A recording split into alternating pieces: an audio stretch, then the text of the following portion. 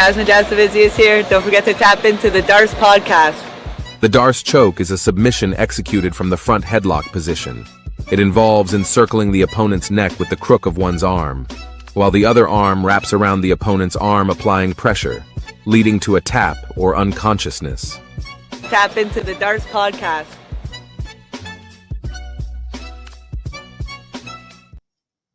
Ladies and gentlemen, we are live for another episode of the Darce podcast. And Cal on the ones and twos joining us here. He wasn't ready. His hands were down. He got caught with a flurry of shots. There he is. He's gloving up. Plus was throwing at him. He caught him off guard. But welcome to the arena. We got Cal stepping in for Slick, who is MIA with Philadelphia, on fire after a Super Bowl win. I mean, little hungover after the Super Bowl. I mean, I had Chiefs lost big time, but I know Plus cashed in huge with Eagles. Congrats on the big win. And Slick, I hope he's okay. But how you feeling off that big win? Yeah. Big 30-unit bomb the day after. We had a beautiful UFC card. Don't get me wrong. I was on Strickland, like I told you guys, so he got his ass whooped. But overall, a great card. I think I finished up around 14, 15 units. I was very, very happy and very profitable. Yo, great. So good Super Bowl for you, but good UFC 312 card for me. Cal Dreekis, Still Knox, Duplessis, absolutely handled him. I ended up taking up the -5.5, and he shut him out, 50-45 pretty much, right, on a scorecard. And then, of course, Wei Lee. The dog, they made Wei Lee a dog. I was kicking myself for not making that a bigger bet. Did you have Wei Lee, and what did you think about her, once again, title defense against the favorite, Suarez? I did hit Wei Lee. With everybody clamoring for Suarez, I did not nut up, and I did not make it one of my plays of the week, even though Wei Lee is always one of my plays. The wrestling's too strong. The level, it was a huge level check, right? But it's just the pedigree of the wrestling of Suarez. We just got distracted by that. And this is MMA, right? And for me, so I hit Wei Lee live, and I hit it pre as well too. So great spot. Wei Lee looked absolutely amazing.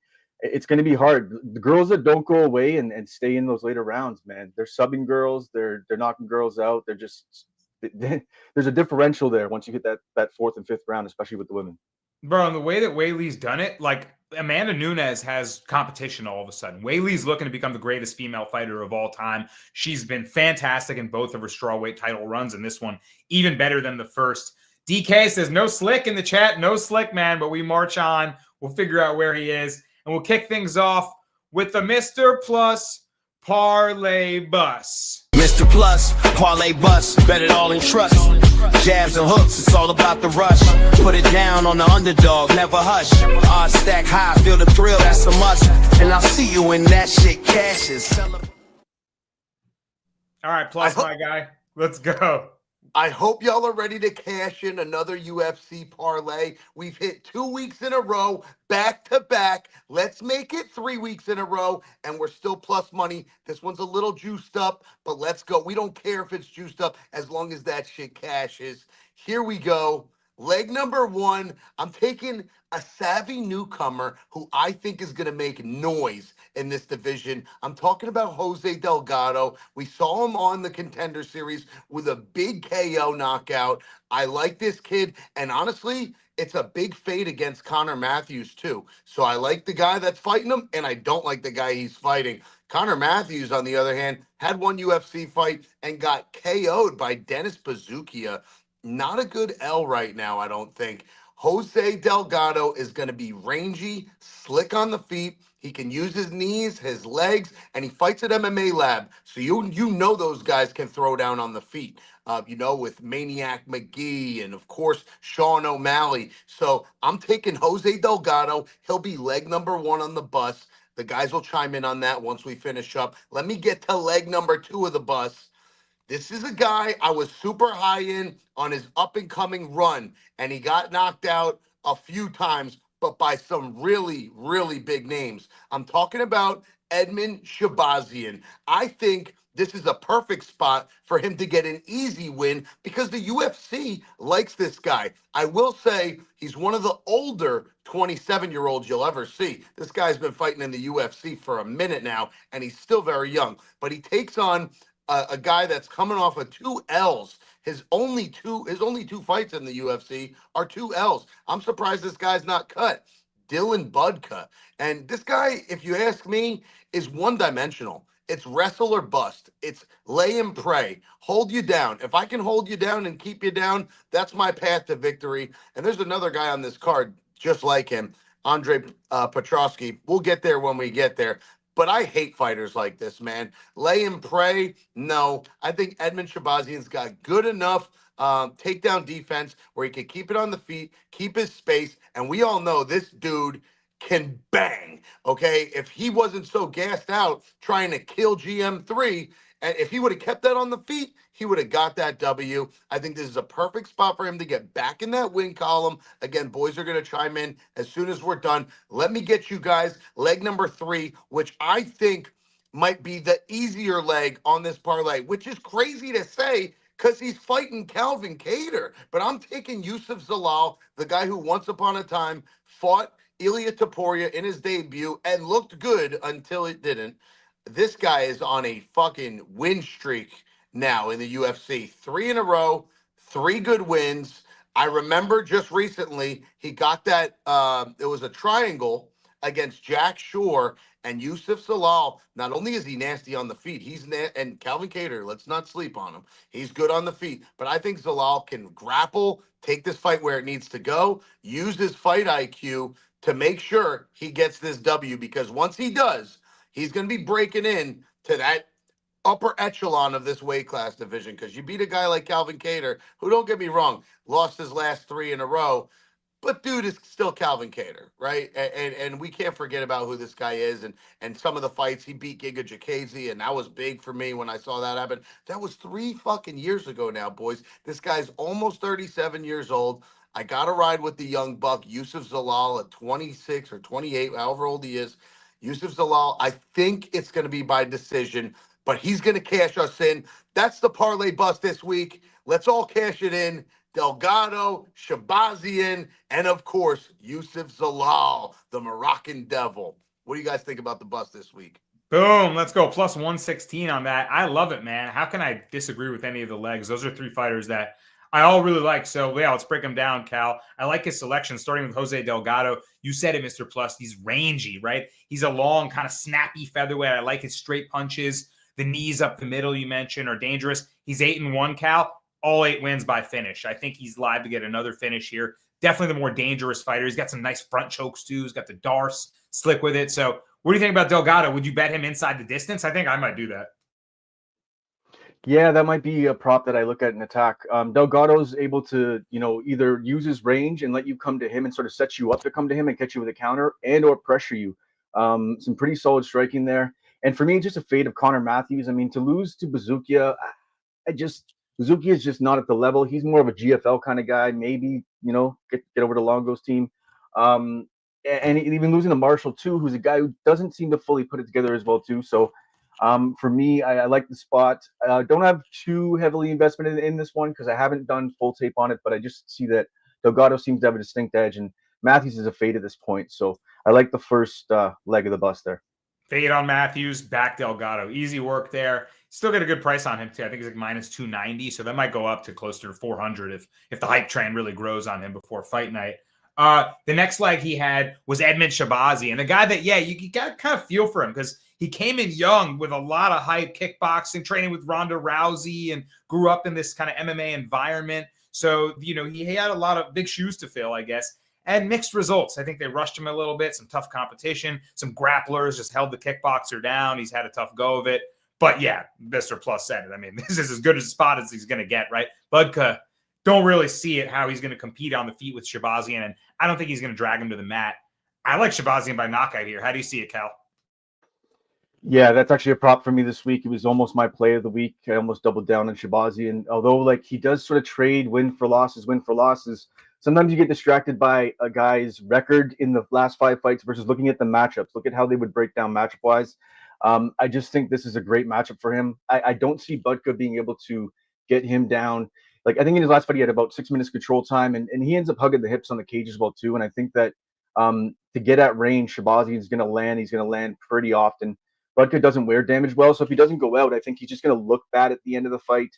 And I think that you're going to see maybe 2 takedowns with 5 minutes control time and Shabazian just landing hell and or the finish. So I'm on Shabazian pretty heavy in this spot. I think that people will be distracted by the win-losses, and they might look at Budka as a dog. That guy's not a dog. He's another GFLer.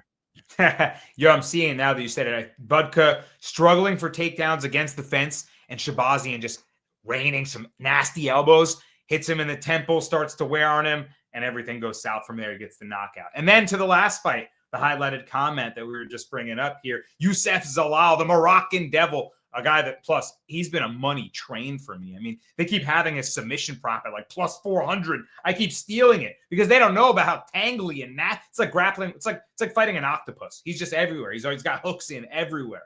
And he's gotten so good. His second run with the UFC, you know, like you said, faced Topuria earlier on, just really tough competition. Went out, got even better, came back. His game is complete now. And like Frosty Steak is saying, you know, Zalal is nasty, but wow, it's crazy to see him a minus 390 favorite against a guy like Calvin Kattar, who's damn near a title contender before he got rinsed by Max Holloway and then lost a shitty, bad split decision to Josh Emmett. He should have won.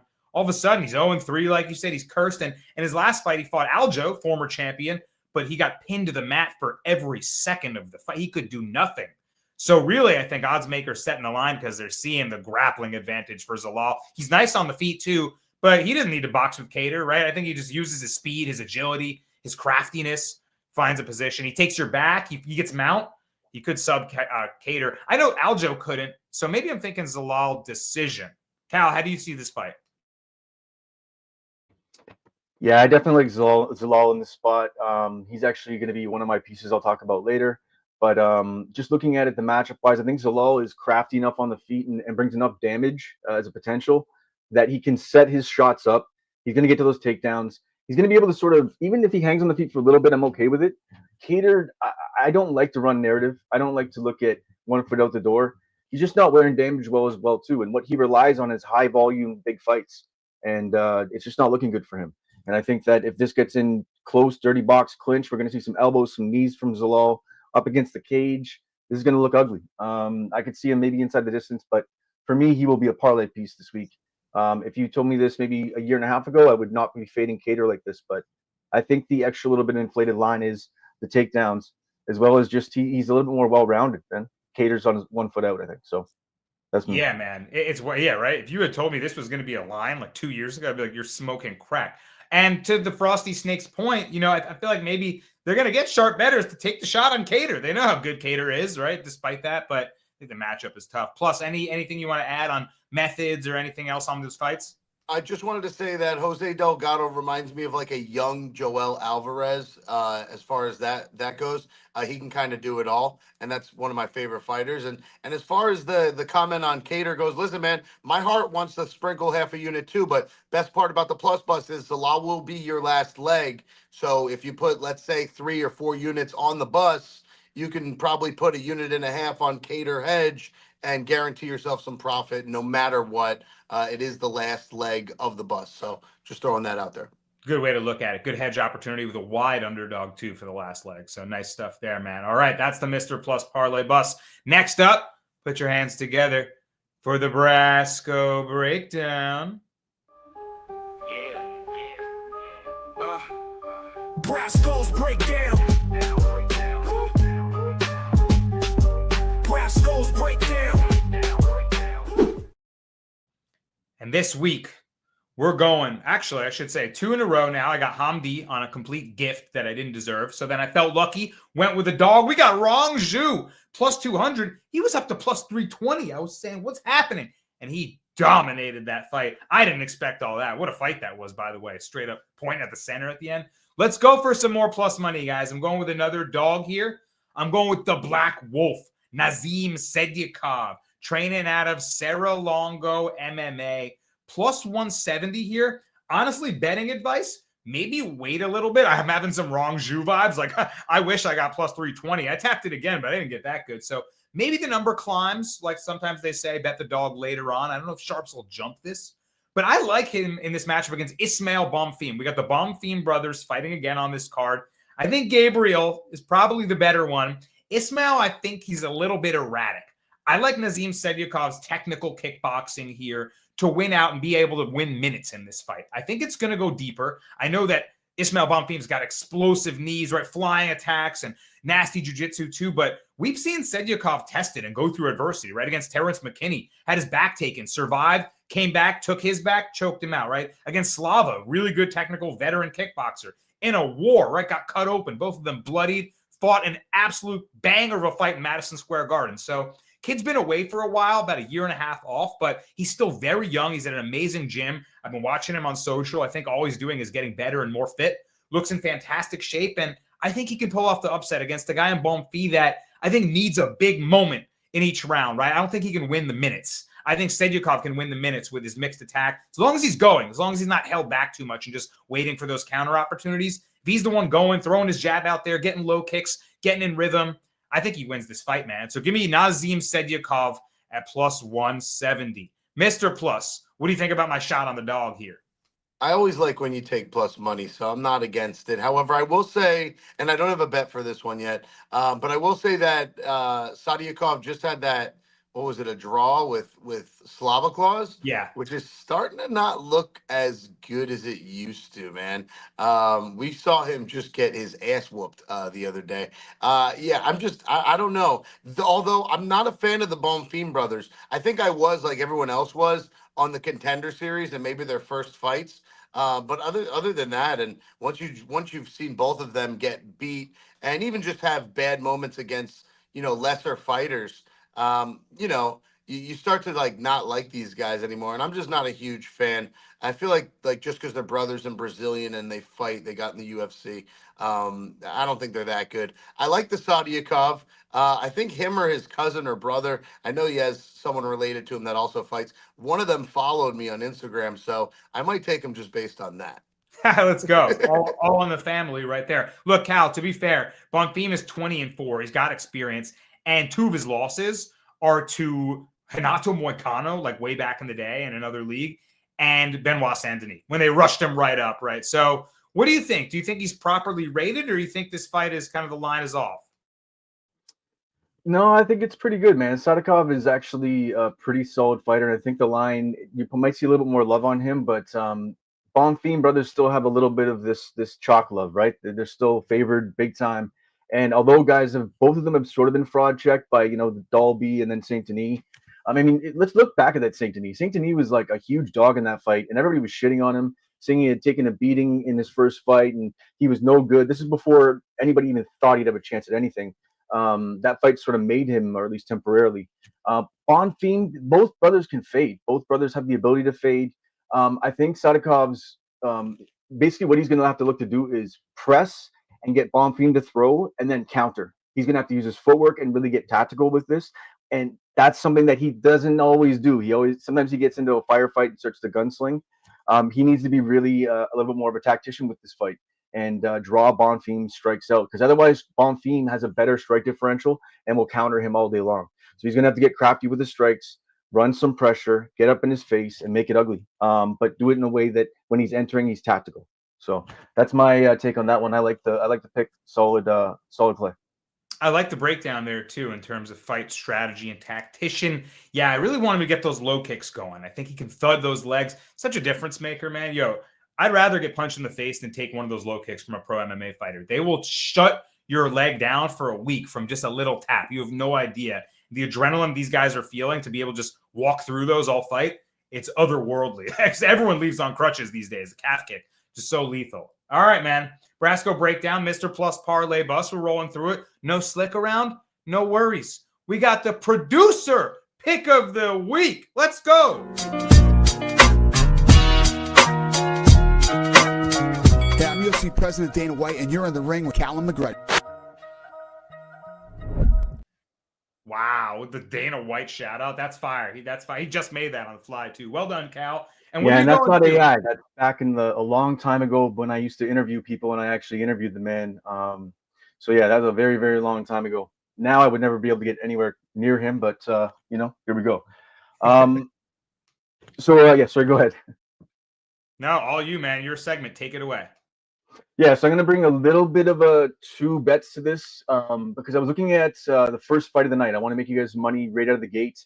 I love hitting WMMA fights, but it's a little sketchy in the sense that I'm using some slick right there in the sense that, right? We're bringing a little bit of channeling my inner slick right now. Classic slick. Jacqueline Cavalcanti is a way better striker. The striking differential here is absolutely crazy.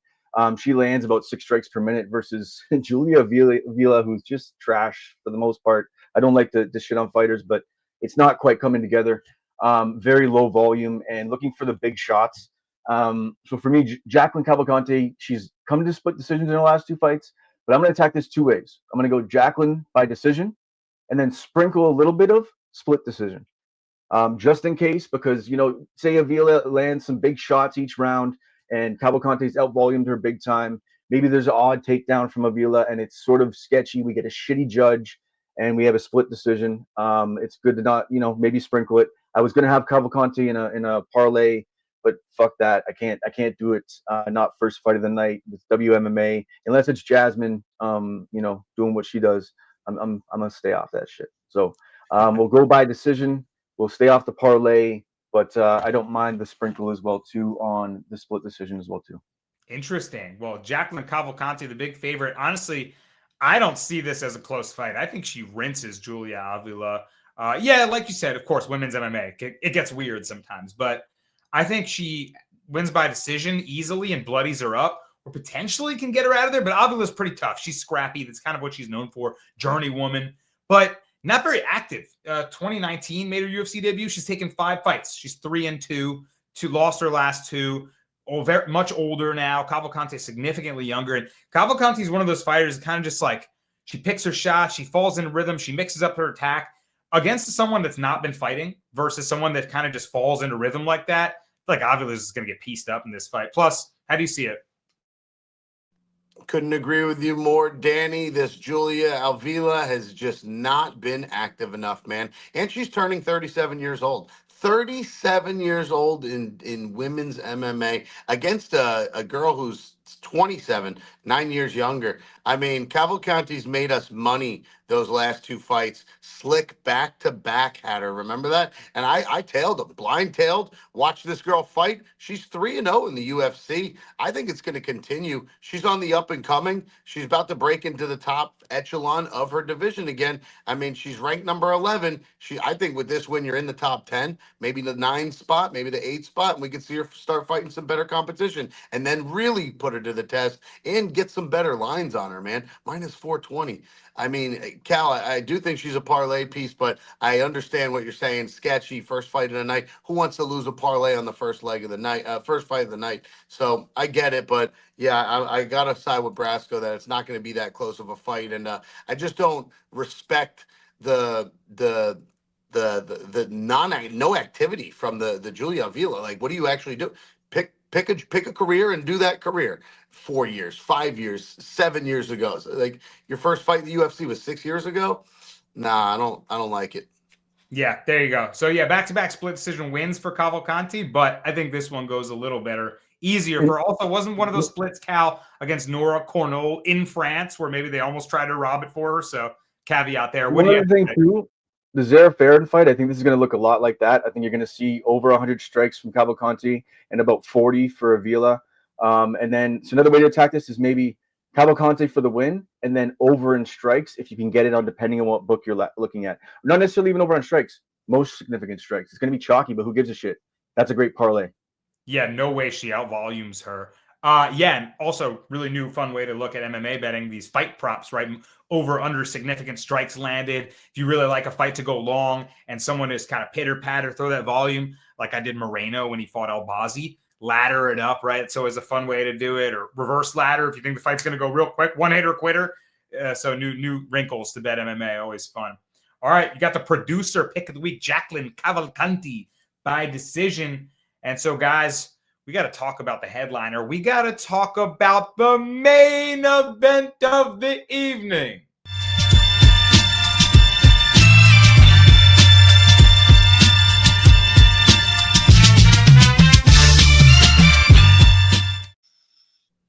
Oh, all bro, of a I can sudden, freestyle to that. That was so hard. I was about to Cal. jump in. Let's get a cipher God going. Let's damn. it's like About to ninth, do a freestyle sesh on this, Brasco. sounds Jesus.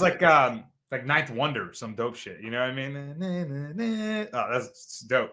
Wow, the middleweight division, spicy all of a sudden. So much activity recently in it, and another main event, and in the middleweight division, an important one, I guess. Jared, the Killer Gorilla Cannonier, taking on RoboCop Gregory Rodriguez in a fight to really see where Cannonier is. I mean, he's coming off back-to-back losses against Nasruddin Imavov, who's next up after his knockout over Izzy, and Kyle Borralho, one of the toughest matchups that you can get in this division right now. So took brutal damage in both of those fights.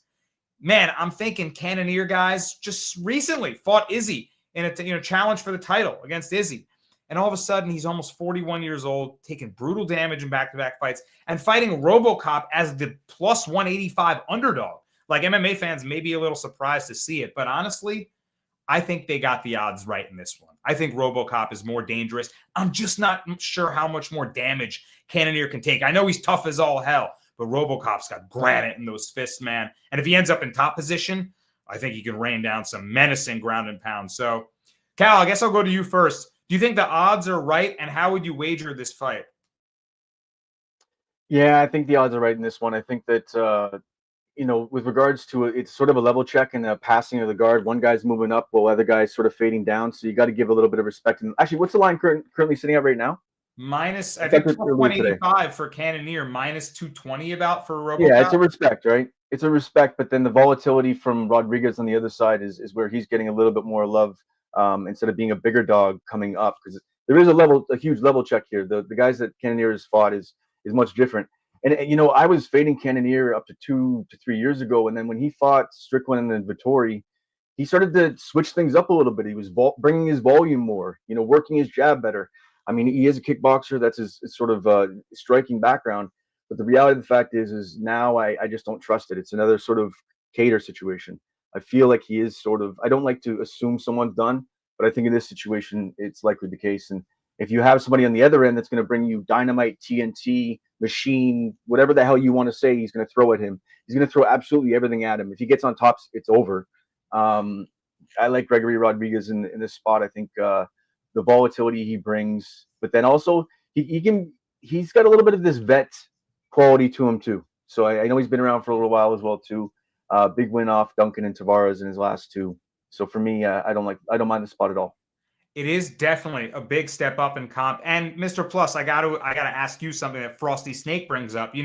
Yeah, he lost to Imavov, did Cannonier, but Imavov's performance against Izzy makes that loss not age so bad, right? The thing about me, because Cannonier was actually winning that fight on the scorecard before he got hurt and then stopped, and some people call it early, me being one of them, who was on Cannonier. And all of a sudden I'm saying, and Cal's saying, is he done? So where do we think Cannonier is at? I know you're a big RoboCop guy. He's really damn good. I mean, he hits like a truck, but RoboCop can box with him, I think. What do you think about this fight? Before I go into the history and tell you why I'm a RoboCop guy, which I'm about to do, and it's not going to take long, so sit right there. RoboCop is fucking enormous. Don't forget he's 6'3". He's so much bigger than Cannonier, who's 5'11". Not to mention, he's 10 or 11 years younger. We're talking 32 in your prime versus 41. 41. I think once you cross the 40s is when it starts, you start declining. And I don't think guys should be getting punched in their head when they're 40 years old. They could go through real damage. Real damage. However, let me explain why I'm a RoboCop guy. Guys, I like to take bets. You see how I bet. I bet Joker triple-double all the time. Why? Because he averages a triple-double. Why do I bet? Why do I bet the basketball player props that I bet? Because they hit all the time. So I continue to hammer the same play. So let me explain something. It was just a year and 5 months ago. I feel like, I don't know if we were doing the show. I mean, we might have been doing the show then. I don't know if we were doing it on YouTube, but we might have been doing the show then. I feel like we went against the Tululian Can and smashed the RoboCop. And then his next fight, against Brad Tavares, we smashed RoboCop, won again. And then against CLD, we smashed RoboCop. Again, back-to-back cashes. And not just that, but when Cannonier fought Imavov, we took Imavov, cashed that. When he fought Caio Barallo, we took Caio. Cash that. I've never cashed on Cannonier, and I've only cashed against him, and I've always cashed on RoboCop. Never cashed against him. If it ain't broke, don't fix it. Gregory Rodriguez, the RoboCop, will break in to the top of this division after this fight, and I do believe this is an easy parlay piece. Do not take the dog last fight of the night, and that's why he's going to be one of the legs on the Darce. Cal, wow, Darce leg too. So foreshadowing there. Cal, go ahead. I just wanted to say one thing. The chat, I know, and other people have said that he's a bit chinny. The only thing about his chinniness is he's had 1, 2, 3, 4, 5, 6, 7, 8, 9, 10 fights in the UFC. He's been knocked down twice. Both times those were his knockouts where he lost. It was the Jordan Williams. I get it. That's sort of shitty. Bruno Ferreira, that's not shitty. You get hit by a brick, you're going to go to sleep. He just got caught. So at that weight, anybody can get caught. Like fucking anybody can get caught. So to say he's chinny when he's had that many fights and never been knocked down in this weight class with the style of fighting that he does, and now we've seen him go through wars, he's not that chinny. Guys can and get I don't caught. think he's chinny, Cal. I think they're remembering the time that he got hit right here and it split open. You could see the bone. And he finished the fight, I believe, or like fought to the end of almost the end of that fight, if not the whole fight. So this guy is a dog. He takes damage and unfortunately doesn't wear it that well. When he gets hit in that scarred up face, it starts to bleed. But RoboCop's a guy that'll walk through that and wear the damage till the end of the fight. There you go. Good business bias. Trusting RoboCop here as a favorite. I tend to agree. I think the odds are a little bit telling here. And I do think that Cannonier can potentially hurt him. I won't be surprised if they trade, but I've been really impressed with RoboCop's boxing technique. Like the way that he came out aggressive, just straight up shooting hands with him against CLD, a rangy, dangerous kickboxer. He really didn't look to initiate grappling. He was happy just boxing in the pocket, and it looked clean and technical and crispy. I like that a lot from a guy with his kind of power and physique. All right, guys, we like Rodriguez, the favorite in the main event of the evening. So now let's let him out the cage. It's time for the dogs of the week.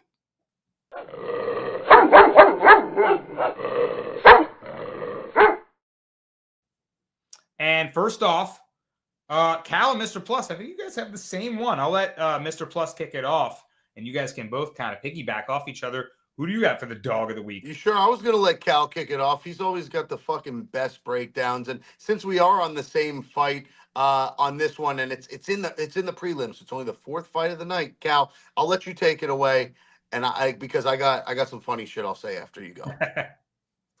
Yeah, I'm gonna start it off, and I'm sort of happy that you let me go first, because if I came in after you, it looks like I'm gonna, say if it doesn't go our way that I'm mushing your picks. So I'm glad that I get to jump in here. I'm gonna bring some chaos. I'm gonna bring some chaos with you. I'm gonna fade a Bonfim brother who I didn't like, and I faded him against Dolby. I hit huge against Dolby in that one. He doesn't handle pressure very well. He's the Bonfim brother that definitely doesn't handle pressure very well, and he's gonna get chaos. Literally, the guy's name is that, and he brings so much power. He's got some slick striking as well too, but it's just I just think he's going to put pressure on him, and if he touches him, I think Bonfim, if he gets he gets landed on once or twice, you're going to start to see him start to shell up and go back into himself. He hasn't been hit by a guy like that, and I think that you're going to give me big plus money. What's the line? I don't know what the line was sitting at pre, but what's the line currently sitting at? I think plus 185 chaos. Yeah, I mean, north of you're getting up around plus 160, plus 170 Chaos Williams. I'm starting to salivate. So I'll probably even maybe look at a Chaos, either maybe a late finish and then hit a KO as well too. I may double down on this one because Chaos, I think, gets this one. I love the dog piece here. Mr. Plus, you take it away. You got the funny bit here, so let's. I was just going to say he is going to bring that chaos, Cal, and I think he's going to kill him. I think this is a big problem for Bonfim. This is a level check to me. This is a real big level check to me. And we saw against Dalby the weaknesses, and exactly like you said, the pressure, the chaos. When he meets that, it ain't gonna be good. So this Bonfim, Mr. Mariottino, whatever the fuck his stupid nickname is, bro, you're beat, you're done. I think there's a huge level check. He's gonna be fucking, you know what he's gonna be doing. He's gonna be pulling guillotine 2 or 3 times, end up on his back. And what happens when Chaos puts someone on their back? Bro, he'll posture up and rain down fucking ground and pound. He's not stupid. He's very smart. Got a good fight IQ. The only thing I don't like is when he over blitzes. So as long as he doesn't gas out, I like Chaos. I like the pressure. I like what he's going to do. And this is another one where I think he's going to piece him up. I watched a podcast earlier today, and they said Bonfim's going to have him on the feet. I don't see it. I don't see it. When Dalby has you on the feet, I think a guy like Chaos is absolutely going to have you on the feet. So, yeah, I just don't see it. I'm bringing the Chaos with you on those tickets, Cal. We're going to cash in on that one. There you go. We're fading the Bonfims, guys. I'm fading Ismail. They're fading Gabriel. And yeah, man, I mean, he has shown some worries. That cardio issue, yeah, Dalby's tough, man. Dalby will set a pace on you. He did go to decision against Angelusa, not that impressive at all, really, but in Utah, in altitude. So looked like maybe he worked on the cardio a little bit, but again, pressure breaks burst pipes, right? So if Chaos can really get in his face, it's a pass for me. I don't like Bonfim as a favorite for sure. Go ahead, Cal. Just the one thing with the cardio is, like, it's 2 different cardio dumps that are going to happen with these guys if it happens. Chaos is either going to have too much muscle into his punches and then start to gas. You're going to see that maybe in the 3rd round. Bonfim, if he gets landed on twice and doesn't go out, that's going to take everything out of him. He's going to be thinking too much. He's going to be frantic in the cage. Chaos, if you don't go to sleep when he touches you, you start to get out of yourself. You see it a lot. So that's how he starts to get into the fight. And for me, I'll take it at plus money all day long. It's actually a great kind of point that you bring up because people talk about cardio and fatigue and gassing out. It's so mental. If you are just worried about damage and getting hurt, you're tense. Everything you do is defensive. You're running. You're in panic mode. And by the time you're able to reset, if you can reset, it's you zap yourself from survival, being in survival mode. You're just fighting like that. So it's being mentally overwhelmed is exhausting, just as much as physical activity is. So it's a great point there. All right, guys, my dog of the week. I'm going to go for an interesting one. I'm excited. I'm interested to hear what you guys think about this one. I'm going with Vince Morales, plus 160 here.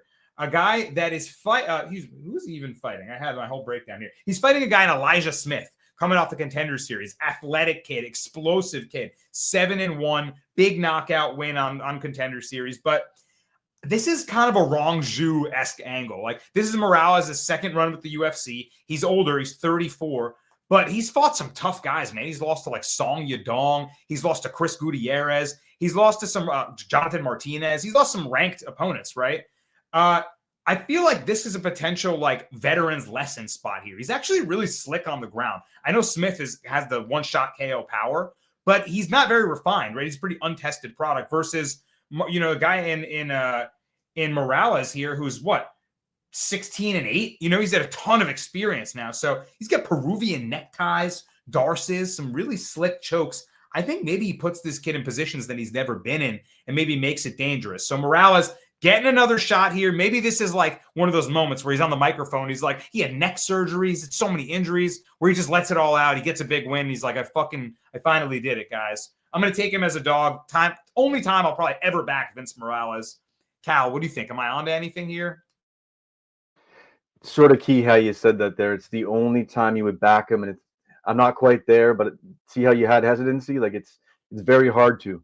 Normally, this is one of my spots. This is a level check kind of situation where you have a guy, although he's lost in the UFC, he's got 5 fights in the UFC versus a guy who's just coming up. It seemed, you know, it's that Dana White Contender Series fade a la Die Hard MMA. But man, I had to stay off it because I was finding myself on the Smith side of it. But I get like your angle. Lapalus is no joke. He's my auto decision bet. So that's pretty much almost lost for anybody at a certain level. He just finds his ways to decisions. So yeah, I don't hate it, but I'm gonna stay off this one. I just think Morales, this is like could be a bags packing situation if Smith does step up and show up. It is a pink slip fight, I feel like, but you're right. His last loss was to Taylor Lapalus in France. Tough fight, Mr. Plus. This is a better matchup, but Smith, Contender Series guy, are you high on him? What do you think? I think that Lapalus loss looks decent now, like Cal just said, and I think he had some moments in that fight. I remember that were big moments, and it could have went either way almost until Lapalus started doing his thing in the third round, really took the end of the fight, which swayed the judges for sure. I don't believe in this Elijah Smith kid. I think you said he had a knockout win. He didn't. He had a decision win on the Contender Series, and it wasn't even that convincing.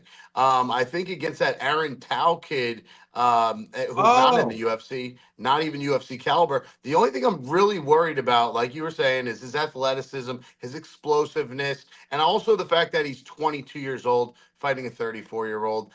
You just see all the time in MMA when it's that big of an age gap. Usually the younger guy wins. It's just a percentage thing. It's the probability of being that much fresher and closer to your prime age versus growing into your life and probably having kids and becoming a dad, and then you got to kind of leave the UFC at some point.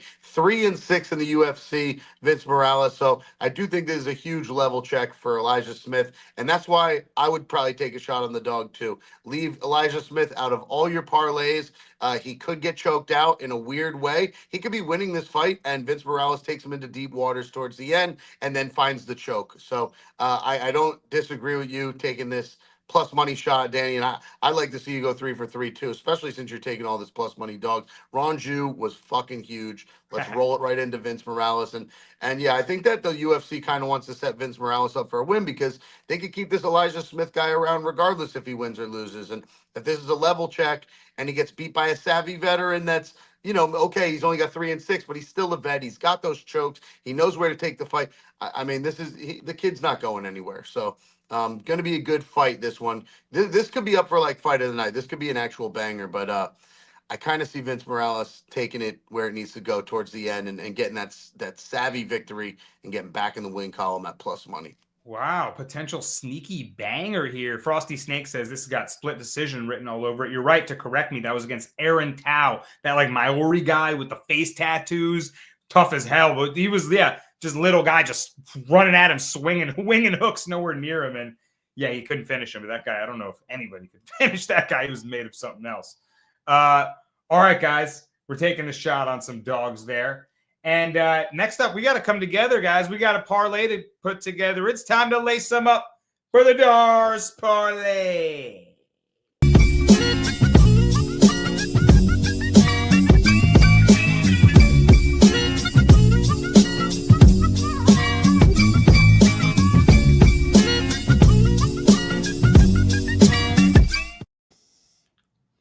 Shout out to everyone that's sticking around watching. Please hit that like button. Make sure you're subscribed. Make sure you're commenting, firing away in the chat. Appreciate all you guys. Let's cash another parlay for you guys. We're going for 3 straight Dars Podcast parlays, baby. We're rolling on the podcast to start 2025. My leg is first because it's one of the first ones on the night. I'm going Walter Walker, brother of Johnny. He's fighting Don'Tale Mayes, a guy that I faded fairly often. I think Walker's got the win here. No, it's not a sexy fight, but huge grappling advantage. I think May's likely going to spend time on his back in this fight, and Walker just controlling him. May's not all that dangerous on the feet. He's not a heavyweight that's known for his power. He's got 10 UFC fights, only 3 knockouts. So I'm not really worried about what happens if they're on the feet. I know Walker had a really rough start to his UFC career, losing to Lucas Brzeski. That was bad look. But he's recovered since then, and I think he's got this. If it hits the floor, it's all Walker. So that'll be my leg. Walter Walker. Who's next up? Cal, what's your leg? Yeah, I've already talked about it a little bit. We're going to go with Yusuf Zalal. I just think that on the feet, he's going to be able to hang and bang and do what he needs to enough. Cater will have the volume if they stay out there too long, but he doesn't need to. And he is enough of his dirty box. The way there's some fighters that have grappling, so they'll have jiu-jitsu, they have boxing. Then there's other fighters I know I always bring up JJ, but there's fighters that can sort of tie those in-between spots together. So they tie from the striking to the grappling. They can actually bring it all together the right way. And Zalal is that guy. He will, if he gets a hold of you in any which way, he will turn it into something. He's going to be able to clinch you up, land a knee, land an elbow, put you up against the cage, press you, leverage you with an overhook, underhook, and he'll be able to dominate you with either, and then get you back down to the ground any which way with trips. And he's real clever. His cage wrestling is there. His submissions are there. Give me Yusuf Zalal for my Darce leg. I absolutely love it, man. Let's round it out, Mr. Plus. Who is the final leg to lock us up? I'm going with one of my most confident picks on the entire card. I left it off the bus just so I could put it in the Darce. We're going with the RoboCop. Last fight of the night. I told you guys why I like him, how many times we've won on him, how many times I have won against Cannonier. This is going to be another fucking card where we win with RoboCop, and it's going to cash the Darce for us. And just to touch on your first leg, the Walter Walker, even if you're scared of this, exactly what Brasco told you is exactly why you should take him. The grappling differential here, it's going to be absolutely night versus day. Dontel Mays is a fucking can. All you got to do is take him down, hold him a little bit, couple ground and pounds to the ear and face section over here. Yeah, that should be easy. We already talked about Zalal too.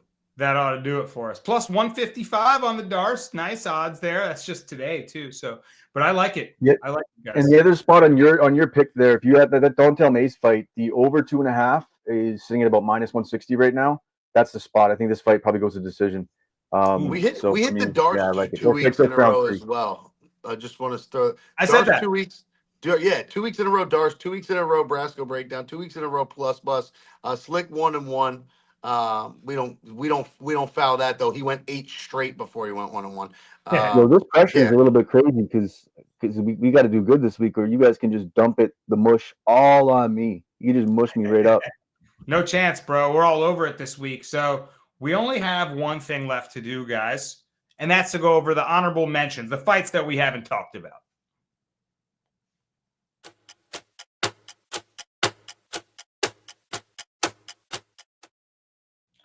All right, first up, interesting bout here. Rafael Estevam, -360 against Jesus Aguilar, +285. They made him a huge dog again. He's cashed as a betting underdog 3 fights in a row, and he's a huge dog again. The guy's got absolute cannon in his overhand right, and he's got a guillotine choke that would pop the head off of a bull. I mean, I'm not betting on him because I think finally odds makers just no way they're going to get it wrong 4 times in a row. But it is kind of enticing. I mean, at this point, what do you guys, Mr. Plus, what do you think about Jesus Aguilar? Because I know you've cashed on him before. Yep, cashed on him twice before, and I fucking like this kid, and I like how small and compact and explosive he is. Like you just said, that overhand right can put anybody's lights out. I'm scared on this one. I do not have a bet on this fight yet. I'm kind of leaning past, to be honest, because the line's fucking crazy. How do we say this guy's name? Rafael Estevam. I've never even bet on this guy. I remember I've seen him fight once. He did beat Charles Johnson. And, guess how he beat him? Decision. What do you fucking know? Nothing special about that. Yeah, I don't know, man. If anything, it's dog or pass. This line is absolutely bananas. And, this might be just something I'm throwing half a unit or a unit on Jesus Aguilar just in spite because I've cashed on him before at big plus money. But I don't like the line, although Rafael should be able to win this fight, right? At least the bookmakers think so. So staying off this one probably, boys. I mean, Cal, the line would indicate that Estevam gets his grappling going. He's really good positionally on the ground. He's got good ground and pound when he postures up. He's savvy on the mat. So really, he's got to just avoid the guillotine squeeze when he takes him down, right? Can he do that? Yeah, this was actually another one that I was looking at as almost a play because I know that I was jumping on because we weren't sure if I think Slick's somewhere in Philadelphia in the middle of the parade, still somewhere. So I was trying to put together some spots, and this one, although Aguilar is really, he has I always use volatile, but he does have those submissions where he catches you in those opportunistic situations, and he'll rip that leg, he'll rip that neck. But the reality of the fact is, this is a wide line for a reason. Estevam is going to have control time in this. His top game is solid. He's going to be able to stay out of trouble. Otherwise, we're looking at just an opportunistic submission. So I'm going to attack this multiple ways. Estevam is going to actually be a parlay piece for me. But I'm also going to be attacking this Estevam by decision, Aguilar by submission. If it's chalk, I don't give a fuck. I'm hammering it. I like that. Those are the 2 most likely outcomes. Yeah. If that's chalk, I'll use that as a parlay piece. I like that a lot.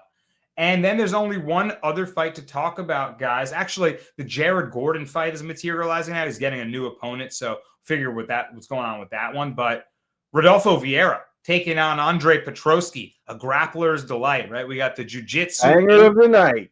We didn't Is actually it- talk about it, but I'm mocking it. This is not.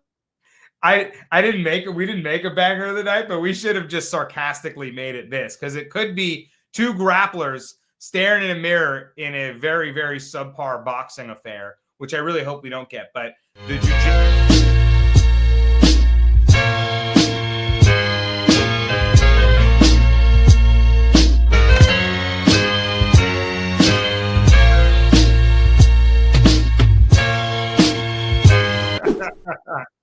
He did it anyway. Let's go. This is the opposite of a banger of the night.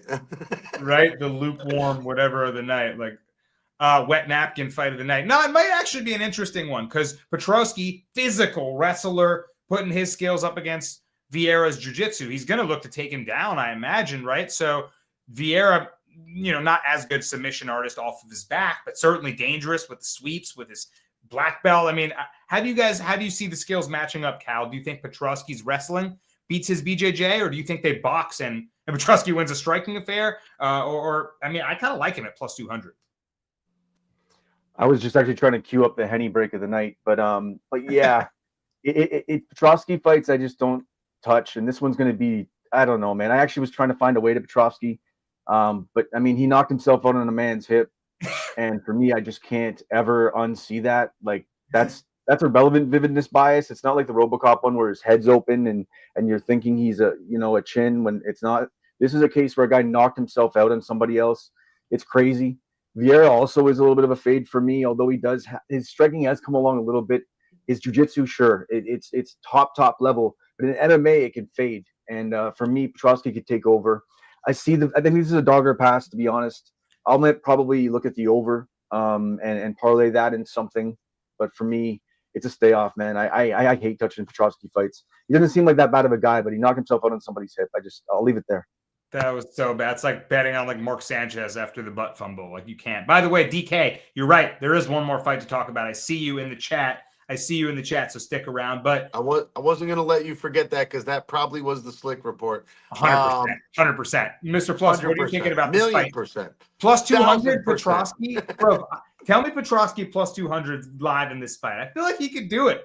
No, I can't tell you on that. I cannot go with that on this. And, I'm friends with the NJ betting guru who's friends with Andre Petroski. They're doing some sort of podcast together. So I'm sure this might get back to him, but he sucks, bro. He is not good. Andre Petroski, he'll whoop my ass. I'm not saying you wouldn't fuck me up, bro. You definitely will. But no, man. You are bottom tier. I think Vieira isn't much better, but I think he's a lot better than Andre Petroski. And I think that this is an easy parlay piece. You're going to see Vieira just be better everywhere. I don't think Petroski has better hands. I've never seen his fucking hands. And let's look at the level of competition just for 1 second. His last 2 wins are against Dylan Budka and Josh Frem. Those are Andre Petroski's. And whereas Rodolfo's last 2 wins were Armin Petrosian and Cody Brundage. To me, a lot more respectable. And he got a submission on both of those. How do you think that Petroski beat his last 2?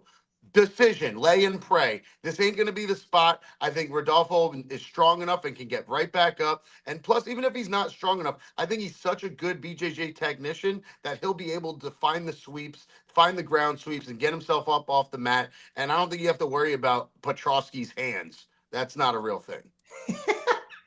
I agree with that. I just think if they end up striking, Vieira's striking is actually worse. And I will say, I don't know why I'm feeling Petroski. I'm going to lose my money, but I'm going to take a half-unit shot. Don't forget that Cody Brundage had Vieira hurt bad to start that. He clobbered him to start that fight. And then, he pulled guillotine like a Cody Brundage fool and then ended up losing. Classic Brundage. So either DQ or pull guillotine and lose. That's the only 2 outcomes. There's one more fight to talk about. I couldn't believe I almost forgot about it. And Plus is 100% right. This was going to be respectful. 100%. Bro, we got Angela Overkill Hill. Pick'ems, minus 110 against, really? She's minus 110 against, who's her freaking opponent again? Ketlin Souza. Ketlin Souza. And I'm saying that to myself because she just fought Tabitha Ricci in a good competitive fight. And all of a sudden, she's a pick'em against Souza, who's coming off an impressive knockout win, or excuse me, not knockout, finish win over Yasmin Yaragui. So stock on the rise. But plus, I'm feeling like that's inflated her stock a little too much. The veteran Hill is a tough out. And even at 40 years old, she's fighting like a 25-year-old. That pace, that work rate, Energizer Bunny. I think she gives her the vet's lesson. I like Hill at -110. What do you think? I think that the UFC, MMA gods, gambling gods are blessing us with this Overkill Hill line. And it's thank you. We should be thanking Tabitha Ricci that she won that fight. And now we're getting this line against a Ketlin Souza. Yo, Overkill Hill is like a fan favorite. Everybody loves betting on this chick, especially the sharps. I'm going all over her this, I'm getting all over her this UFC card. This is a parlay piece. This is a guaranteed lock, and I do believe it's how she always wins, which is by decision, outpointing her, using that fight IQ, keeping the fight where it needs to be, the clinch work, the on the feet work. If she does get taken down, she's getting right back up. So we know that. I like Overkill Hill here, and yeah, the Souza stock's a little high because she's coming off a couple wins. The Yasmin, however you say her last name, I don't read into any of that. Don't get me wrong, Ketlin Souza is a little dog, but don't forget what Angela Overkill Hill did to Denise Gomes, who's like a bigger, better Ketlin Souza. That's a great comp because I was just thinking to myself, Cal, like Souza isn't bad in the clinch, right? Kind of those dirty boxing, kind of nasty exchanges. But I thought to myself, you know who's great at that, who thrives on that? Denise Gomes. And Hill handled her, right? And outpaced her, drowned her late in that fight, right? So something I love about Angela Hill, Mr. Plus mentioned it too, the Muay Thai plum clinch. When she gets that in, it's nasty, man. All of a sudden, you think you're dirty boxing her. She's putting way more work on you. So what do you think about her? I think she's got a good matchup here.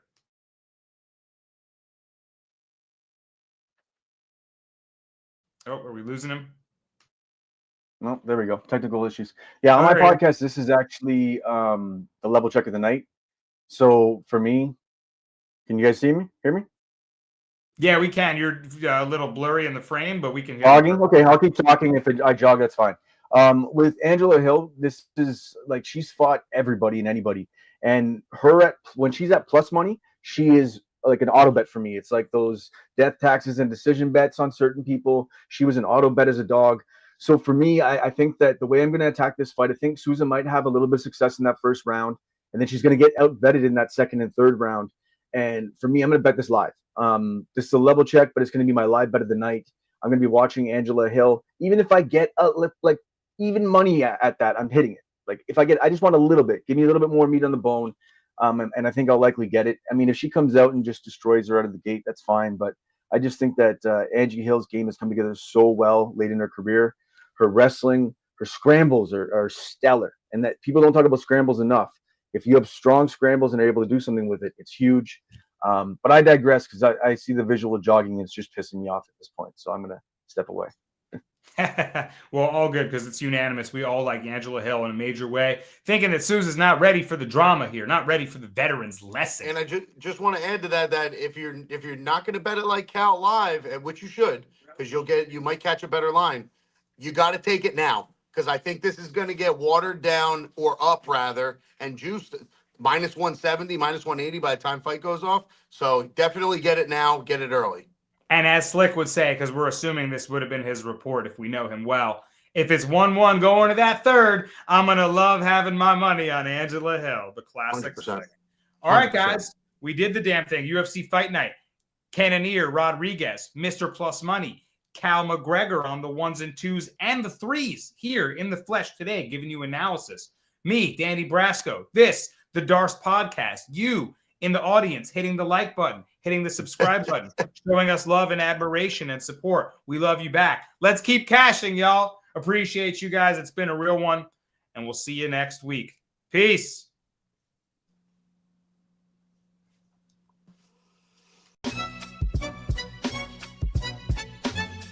Jasmine Jasovizzi is here. Don't forget to tap into the Darce Podcast.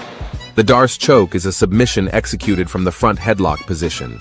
It involves encircling the opponent's neck with the crook of one's arm. while the other arm wraps around the opponent's arm, applying pressure, leading to a tap or unconsciousness. Tap into the Darts Podcast.